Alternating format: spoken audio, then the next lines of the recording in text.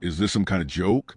The voice, sharp and laced with the unearned confidence of youth, sliced through the desert air.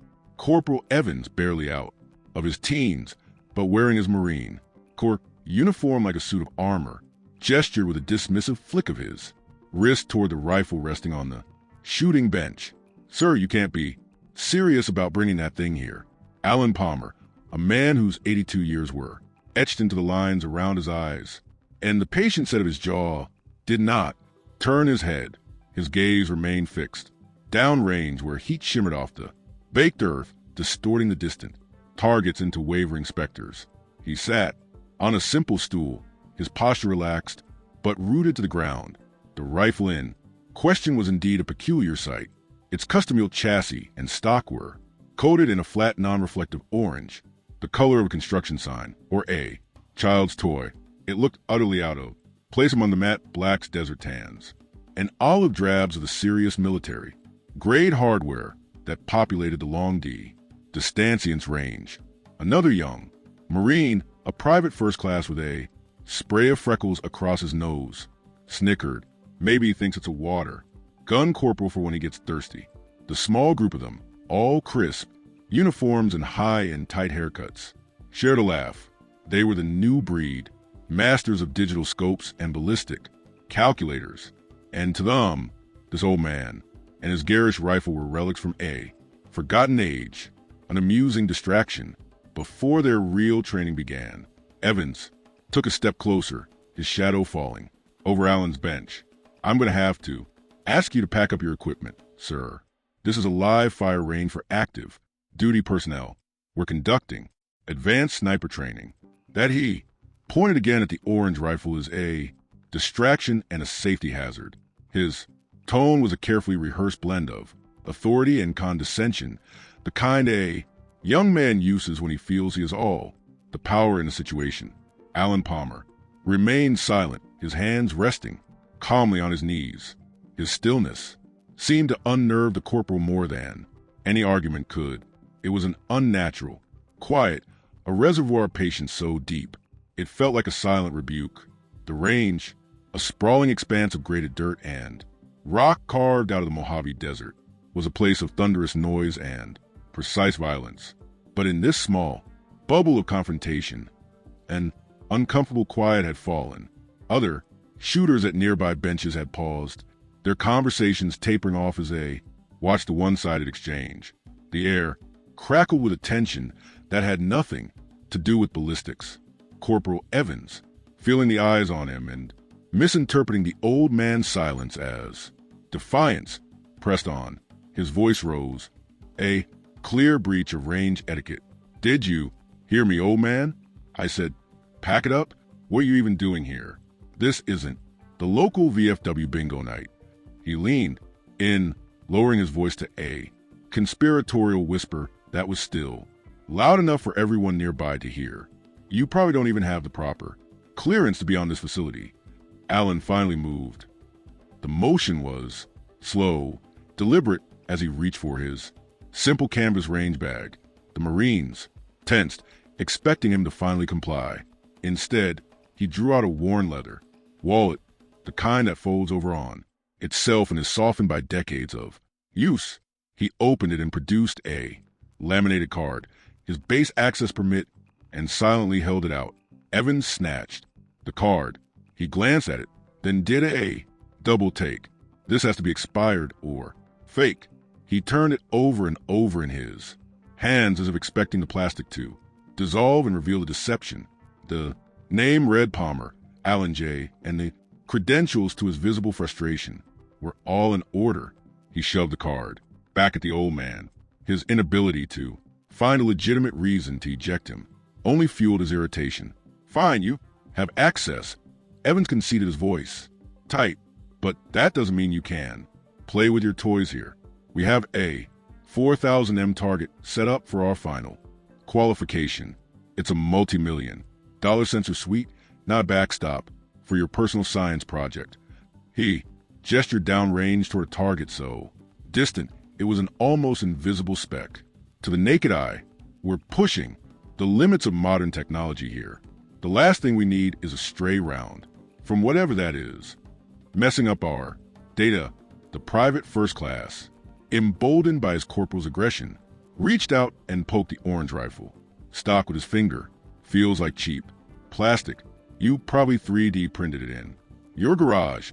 The moment the young Marine's finger touched the rifle, Alan Palmer's eyes changed. For a fraction of a second, the calm, patient gaze of the old man was gone, replaced by something ancient and hard like flint. The desert, sun glinting off the rifle's scope, vanished, and in its place was the dim, desperate light of a field tent, smelling of cordite and blood. He felt the phantom weight of a wounded comrade. Leaning against him, heard the distant, rhythmic thump of mortar fire walking its way closer. A voice from that other time, young and strained, echoed in his mind. They're coming now. They know. We're here. You have to finish it. The orange wasn't for a joke. It was so they could find him, so the rescue chopper could spot him in the jungle canopy. A single point of unnatural color in a sea of green and brown, a beacon of last resort. He blinked and the memory receded, leaving the bright desert sun and the smirking faces of the young Marines in its place. He hadn't moved, hadn't spoken a word, but a subtle shift had occurred. The quiet dignity now had an edge, a hint of the immense gravity it held in check. Across the range, standing near the tower, a man named Gunny Miller watched the scene unfold. He was a retired master sergeant, now working as a civilian range safety officer. He'd seen his share of arrogant young NCOs, but something about this was different. It wasn't just the disrespect, it was the target of it. The old man wasn't a typical hobbyist.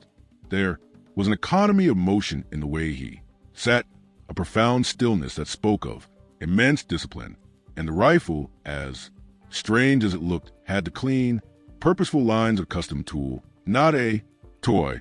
Miller's eyes narrowed.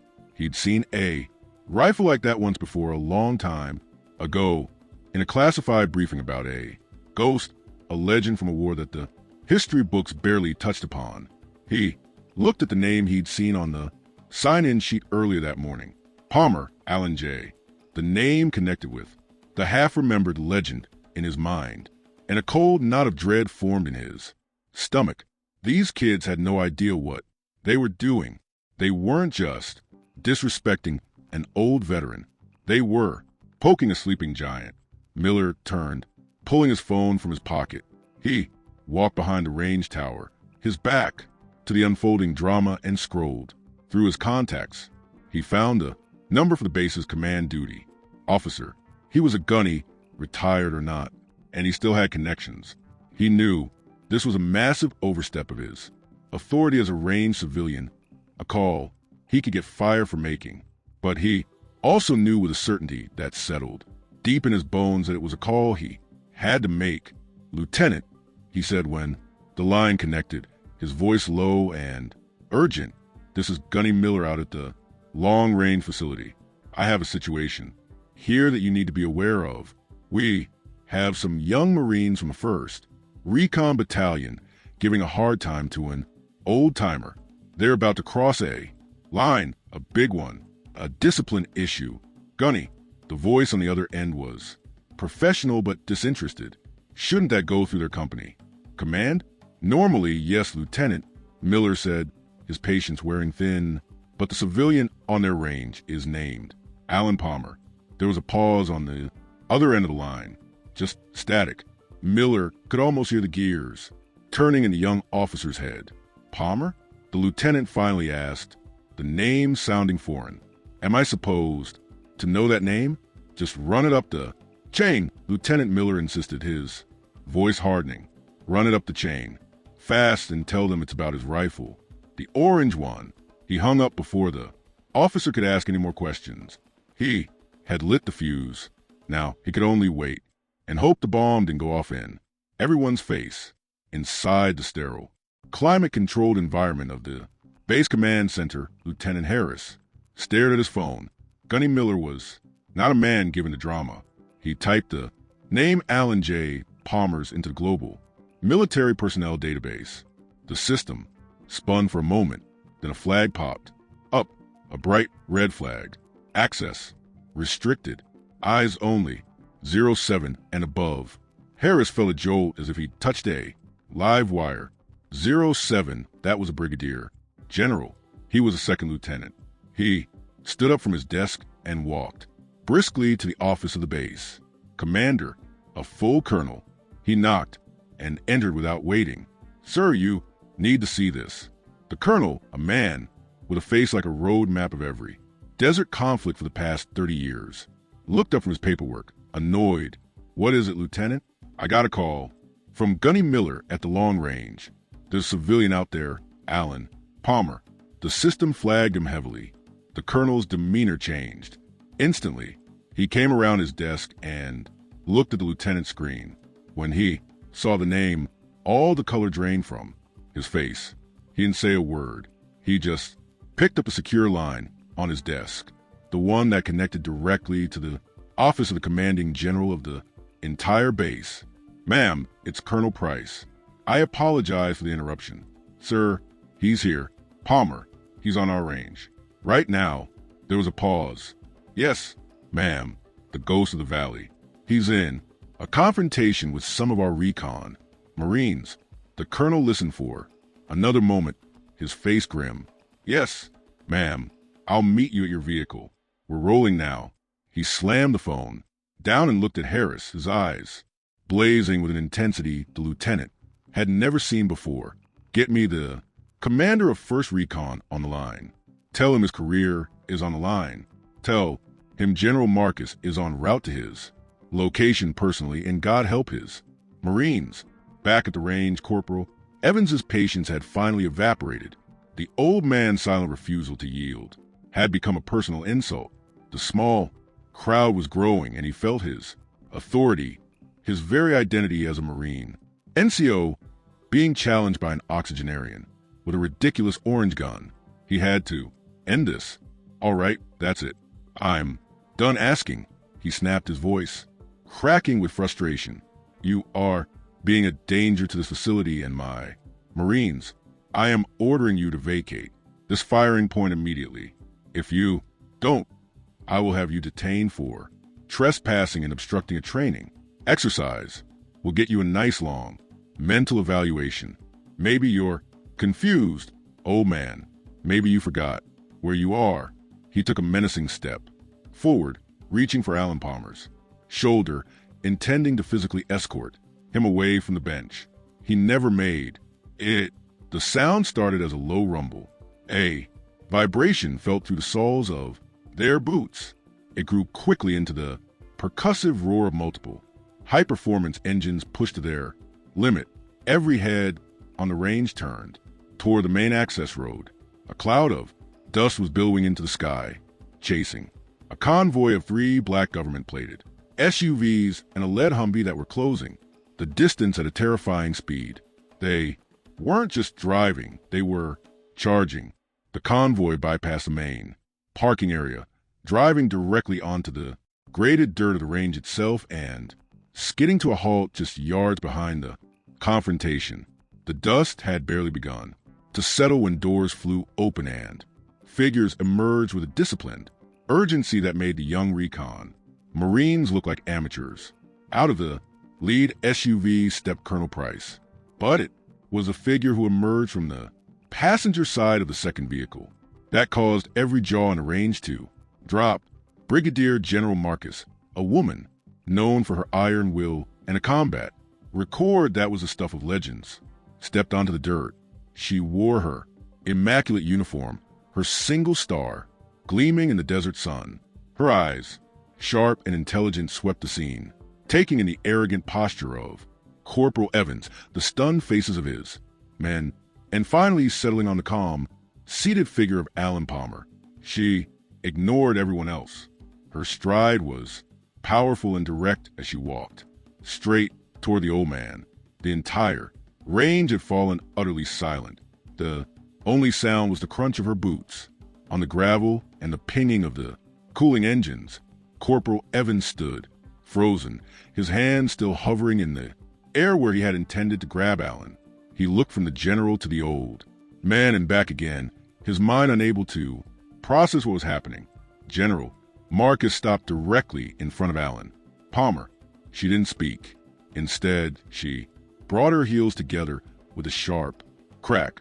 Her arms snapped up in the crispest, most respectful salute Evans had ever witnessed. It was not the perfunctory salute given to a superior officer. It was a salute of profound, almost reverent respect, the kind a warrior gives to a living legend. "Mr. Palmer," she said, her voice clear and strong, carrying across the silent range. "It is an honor, sir. I apologize for the conduct of my Marines. They are ignorant of who they are addressing." She held the salute, waiting. Alan Palmer slowly, gracefully rose from his stool. He was not as tall as he once was, but he stood with a straightness that defied his years. He gave a slight, acknowledging nod. Only then did the general drop her salute. She turned to face Corporal Evans, and the warmth in her eyes was replaced by glacial ice. "Corporal," she began, her voice dangerously quiet, "do you have any idea who this man is?" Evans, pale and trembling, could only stammer, "No, ma'am. He's a civilian, ma'am." "A civilian?" The general let out a short, humorless laugh. "Corporal, you and your men are standing on ground you've never earned, breathing air you haven't paid for, in the presence of a man who built the very world you have the privilege of serving. This is not just a civilian. This is Alan Palmer." She said the name as if it were a benediction. She paused, letting the weight of her words sink in, her gaze sweeping over the assembled crowd. "For those of you who are too young or too ignorant to know, let me educate you. This man holds the highest civilian award for valor our country can bestow. He was a special projects consultant for DARPA for 30 years. Before that, he served in places your history books don't have names for.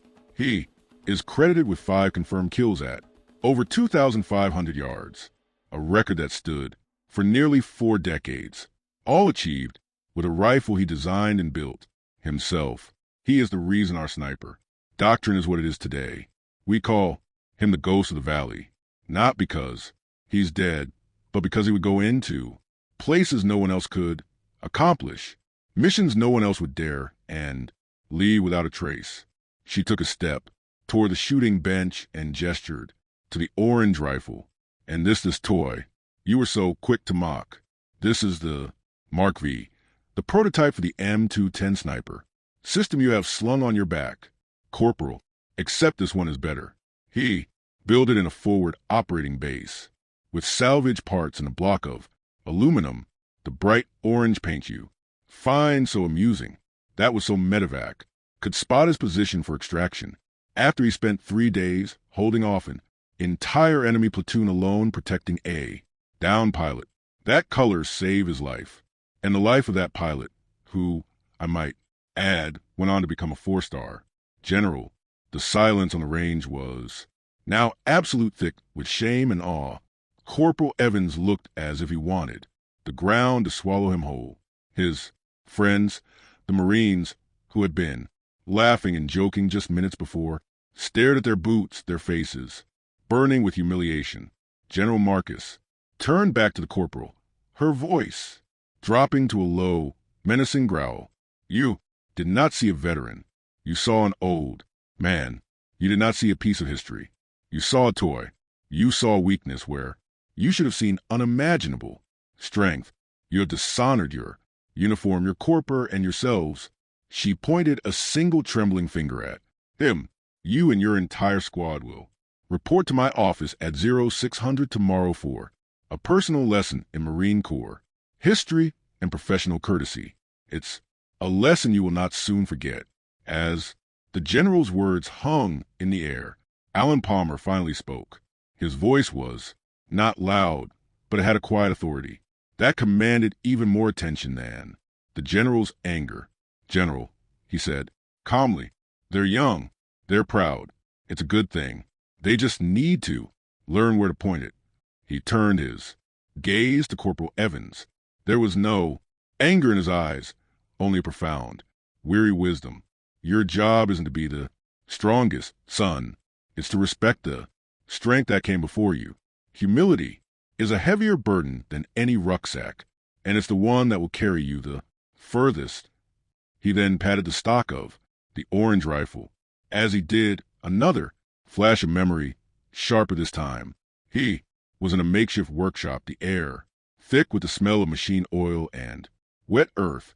He was younger, his hands steady and sure as he milled the receiver. The pilot whose leg he had just said and splinted was lying on a cot nearby, feverish. "Why, Orange Owl," the pilot had mumbled.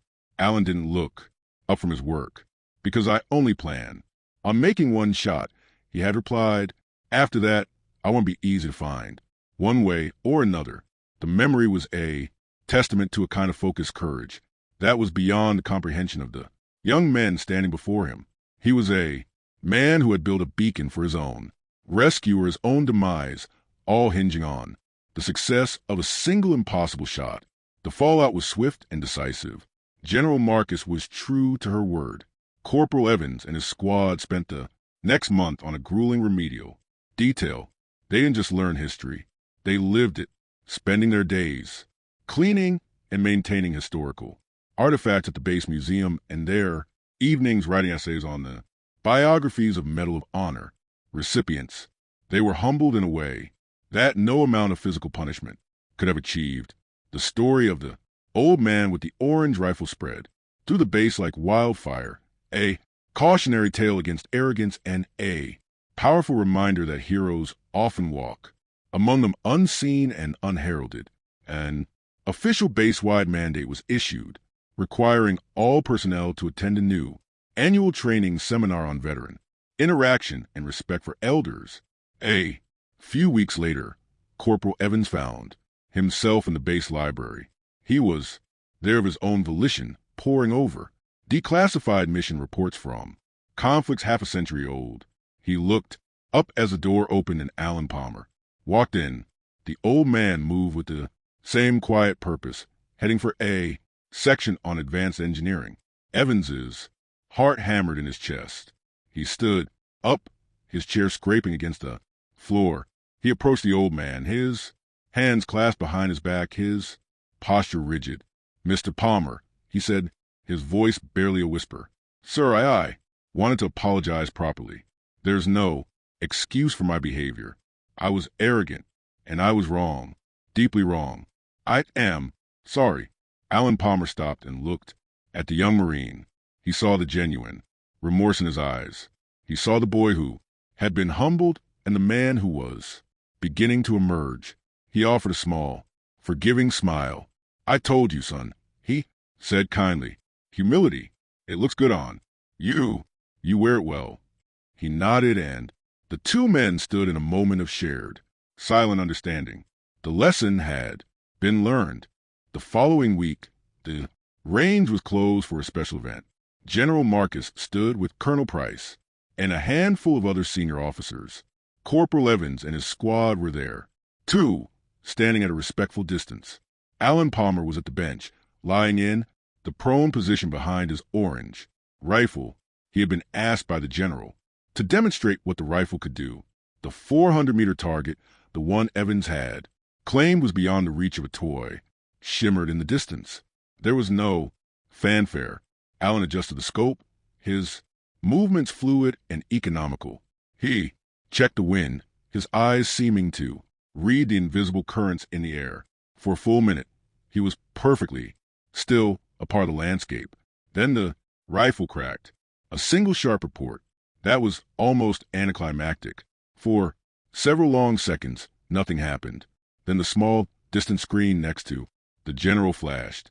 A single green light in the dead center of the target. A perfect bullseye from 4,000 M. A gasp went through the assembled crowd. It wasn't just a great shot. It was an impossible one. A shot that defied physics and redefined the boundaries of what they thought was achievable. The legend of the ghost and his orange rifle was no longer a story from the past. It was a living, breathing reality they had all just witnessed. If you were moved by Alan Palmer's story of quiet strength and hidden valor, please like this video. and share it with someone who respects our veterans. Subscribe to Veteran Valor for more stories of the unassuming heroes who walk among us. Your support helps us continue to honor their legacy.